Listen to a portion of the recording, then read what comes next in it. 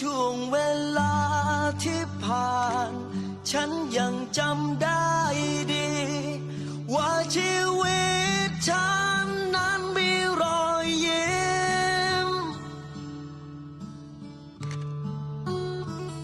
เคยสุขเคยทุกข์ร่วมกันเคยจับมือกันข้ามผ่านปัญหาที่เราได้พบเจอ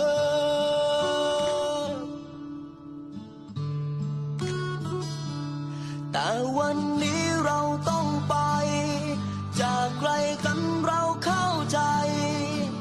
เราต้องมีฝันยังมีสิ่งดีๆเหมือนกันอาจมีน้ำตาสื่อความหมายแทนคำว่าร่ำลา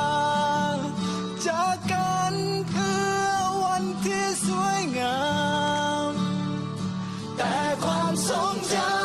ำที่ไม่เคยลบเลือนเพื่อนเอ๋ยยังอยู่ในใจฉันเวลาจากกันเรา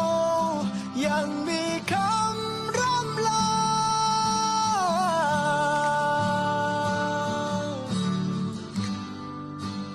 ก่อนเวลาจะหมุนพา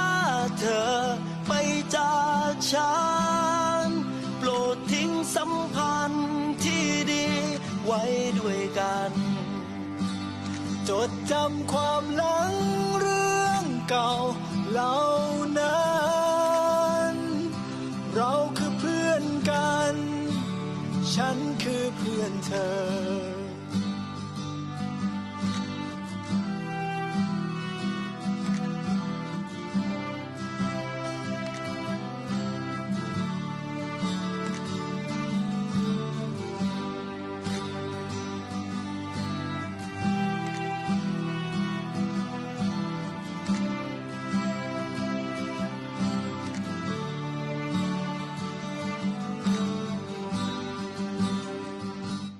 แต่วันนี้เราต้องไปจากไกลกัน